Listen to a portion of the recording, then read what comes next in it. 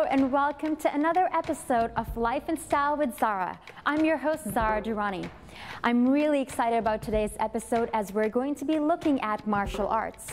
Martial arts are a broad term used to describe a range of self-defense techniques from all over the world. Some, like Kung Fu, have crossed over into the mainstream of the Western world, while others, like Capoeira or Kendo, live on the outskirts with a smaller yet dedicated following. Today we'll be checking out Capoeira, sword fighting, as well as kickboxing.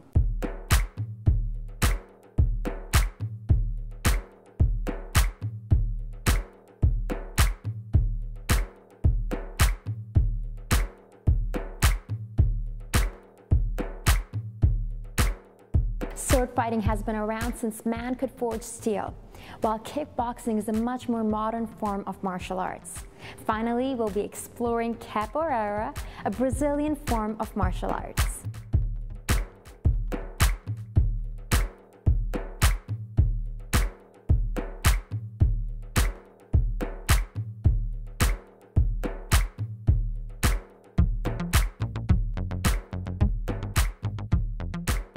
We're here right now with Devin from Academy Duello. How are you doing, Devin? I'm doing really well. So tell us, what got you into sword fighting, sword play?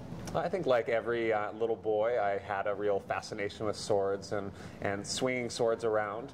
And that kind of stuck with me through my youth. And I always wanted to do it, but I didn't really know where to connect with, even modern fencing. And I think I have, through good fortune of not being able to find a modern fencing club, as a young teenager, I connected with a historical group, and so they were actually doing work with rapiers and learning how to basically do the historical techniques that came before modern fencing. So tell us about sword fighting, and what forms of sword fighting do you teach? So Academy Duello is actually, even the term Academy Duello comes from the French word académie and duello, which is the Italian word for dueling. And those are two great nations in historical swordsmanship. And most of what we teach here is based on Italian sword play.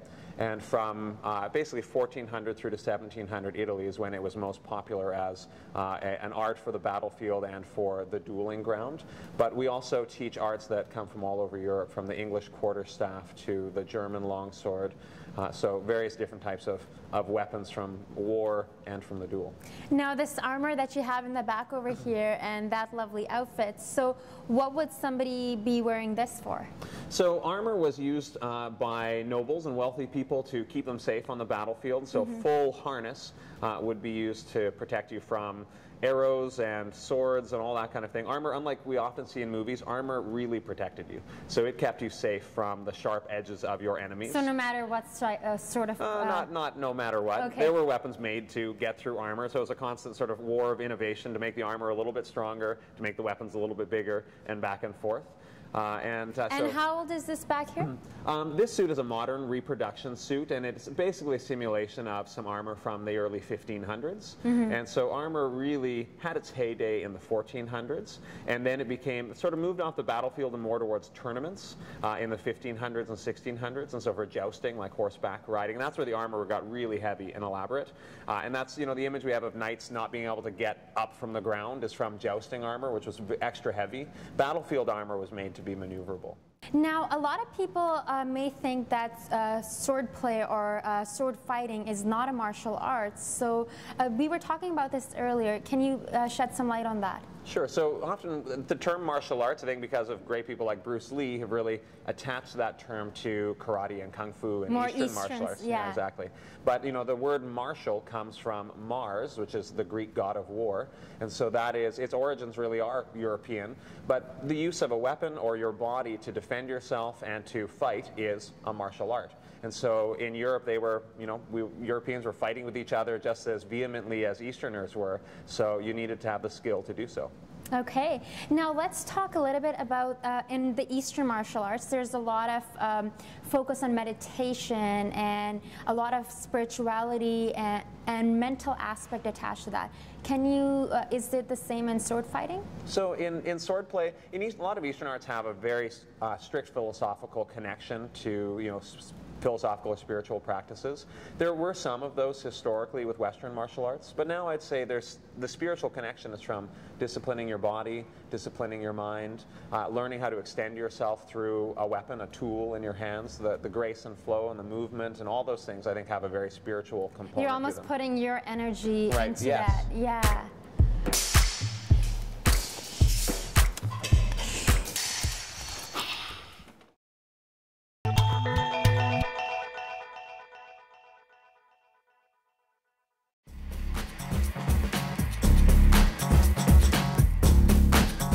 Mine, probably Karate Kid. We both like it. We watch it together. Yeah. I remember Enter the Dragon. I think there was a Bruce Lee movie. Yeah, there was. My favorite martial arts movie is Enter the Dragon. Bruce Lee. Kung Fu Panda. Honestly, don't have one. I'm more an action girl than a martial arts. My Bruce Lee punching.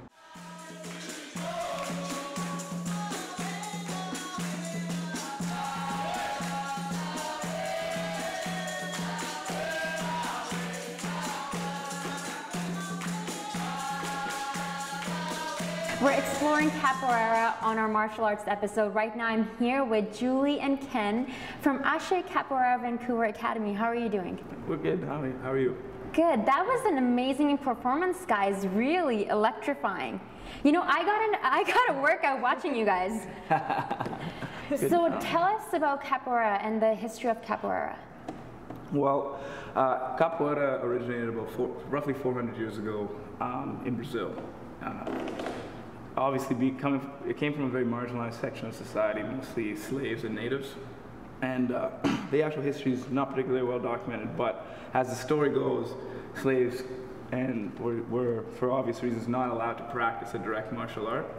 So it evolved from a ritual that sort of disguised the more combative elements with song, acrobatics, and music. And music is really, it's almost very enchanting. Like you have to stop, and I felt like I was dancing with it. I felt like moving around. And like you needed to move around. Really enchanting and electrifying. So at that time, they hid it in the form of dance. In case anybody saw them practicing capoeira, they just made it seem as though it was just a harmless dance, but when really it was a very effective form of self-defense for them. And it's a really physical sport. You guys are still slightly sweating from the little demonstration that we got. Now, I was reading that women were actually not allowed to participate in capoeira. Is that true?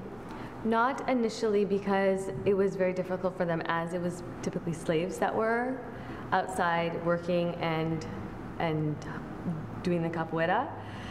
So later on, once capoeira became recognized by Brazilian government and society, and it was formed in schools, there were schools and academies, they were then allowed and welcome to practice the martial art once it was actually legal to perform it, because before that time it was illegal in Brazil. Now the Ashe Capoeira, what does that mean? Or capoeira, how do you, Ashe Capoeira, what does it mean? Ashe is a term that means like peace and positivity, is positive energy, and capoeira, the literal translation, is a low-cut grass, because that's what would be a hiding place for some of the lower movements that you'd see. But nowadays, I mean, capoeira just refers to the martial art aspect, and Ashe is peace, positivity, and positive energy. Mm-hmm. Now, a lot of the Eastern martial arts, there's a lot of meditative and spiritual aspect to them. Do you feel that is the same with capoeira? Absolutely. I mean, I think capoeira is very unique as a martial art. It really doesn't pigeonhole into any sort of, you can't really compare it to a lot of things. However, when you're playing someone in capoeira with the music and the movement and the one-on-one aspect, it's definitely a spiritual undertaking.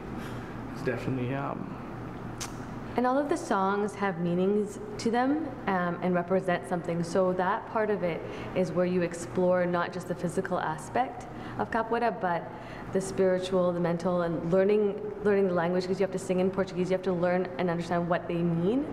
Do you speak Portuguese? We all have to be able to teach and speak and learn and train in Portuguese. So we're not fluent, but we have a solid base. at least. And with the songs, that's where your own, people usually tend to gravitate towards the songs that mean something to them or have a saying or a significance for them. Now, what do you guys feel is the best part about practicing capoeira? Very personal question. Yeah, it is. The best part about practicing capoeira? I'd say for me, it's the actual act of playing capoeira, the game aspect.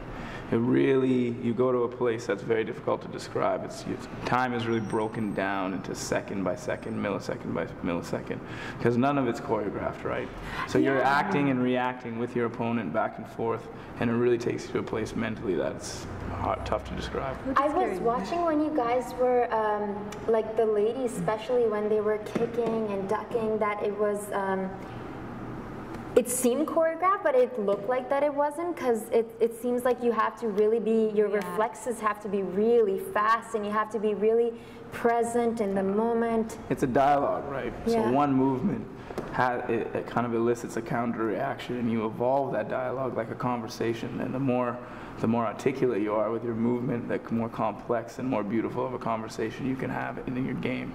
So for somebody, if they were to come and they haven't done capoeira or martial arts before, like me, would I not be able to get out of bed the next day? Because it looks like you're using every single muscle in your body. You are. But you start at different levels. So it takes, I mean, we've both been training for an extensive amount of time.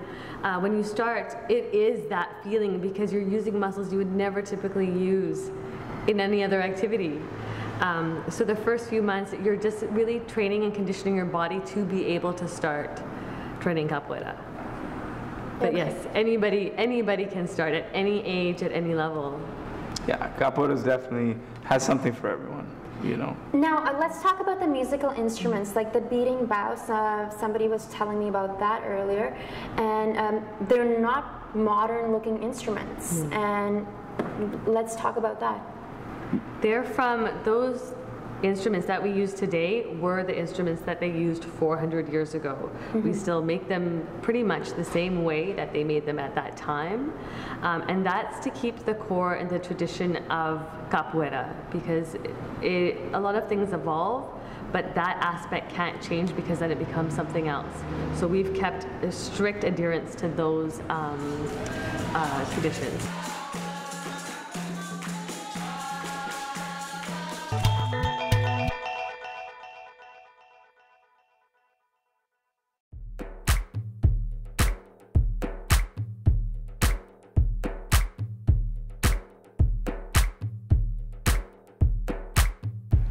We are here with George, who is a kickboxing instructor. George, how are you doing? I'm doing excellent. Yourself?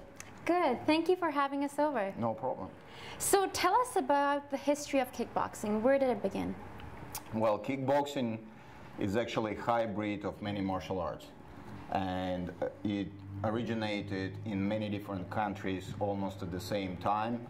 Different countries have their own versions of kickboxing.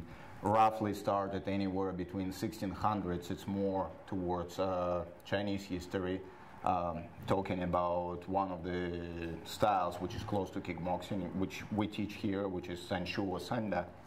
It is actually Chinese boxing. And that style came from special forces. What it was, they started studying different countries, different martial arts, to make something that would work in the battlefield, and they came up with that system. Now, what attracted you to kickboxing? Well, martial arts, my origins are from Russia.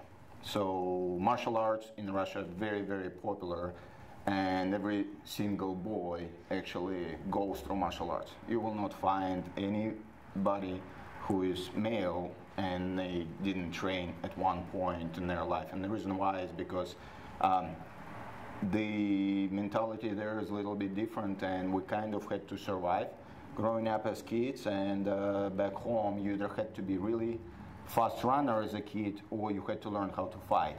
The problem was me, I was never a fast runner. So I had to learn to fight. I started first at age 5, trained a little bit, and when I started training, at those days it was underground, because martial arts were prohibited in Russia.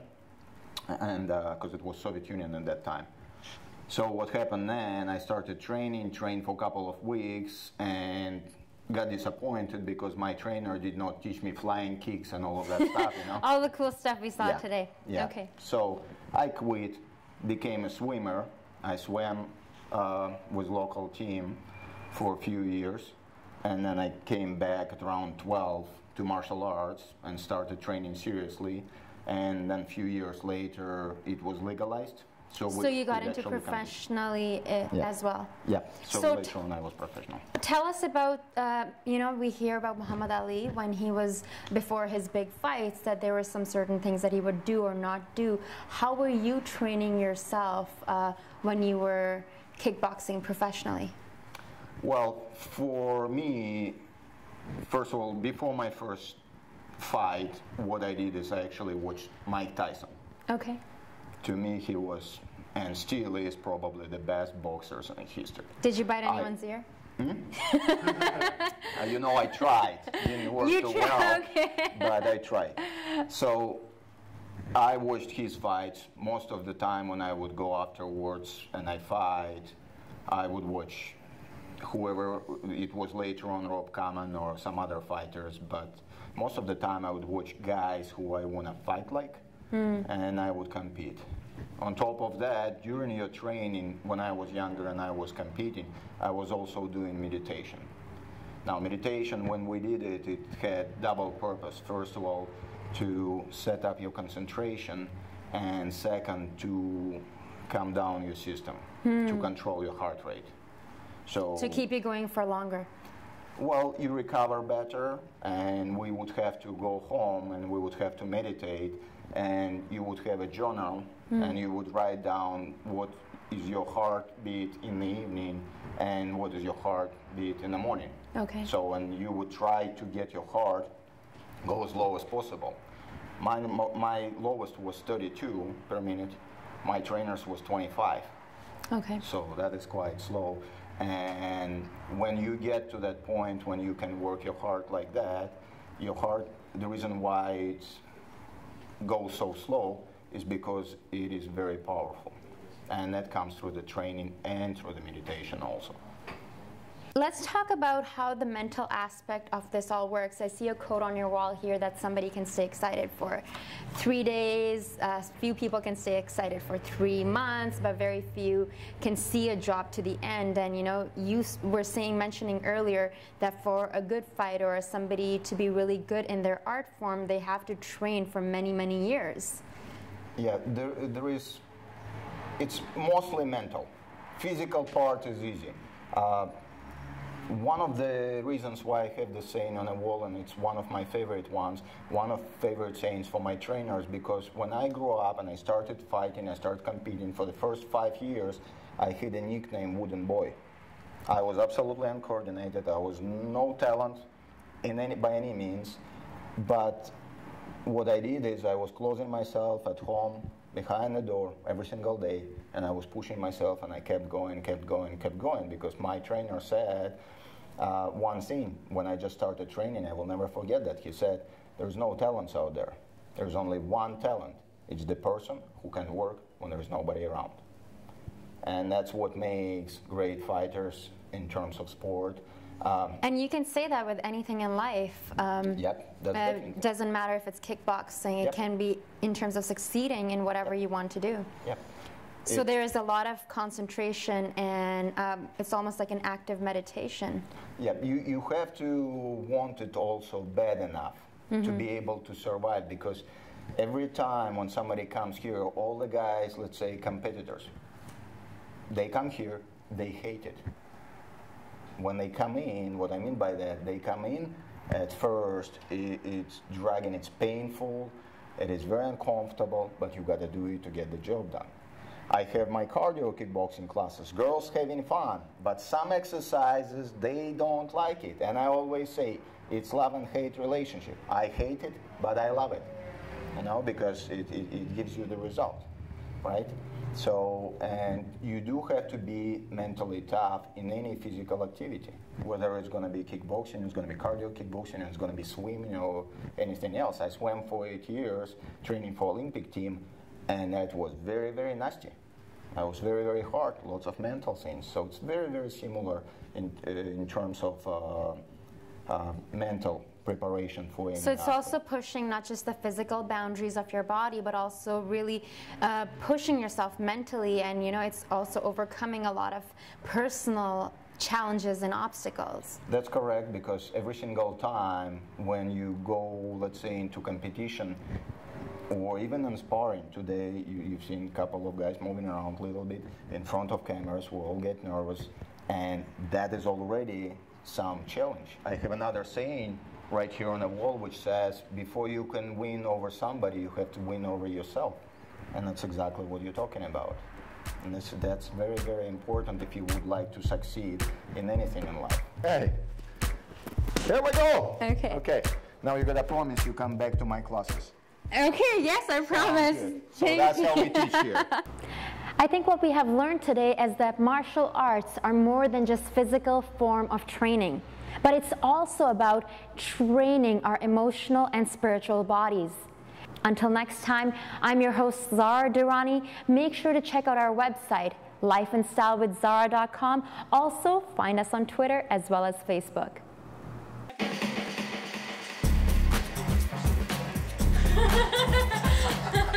Here, do you want to touch up, Stroker?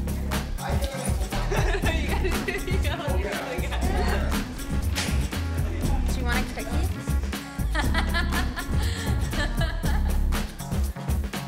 Stay there, and I'm gonna tap like this.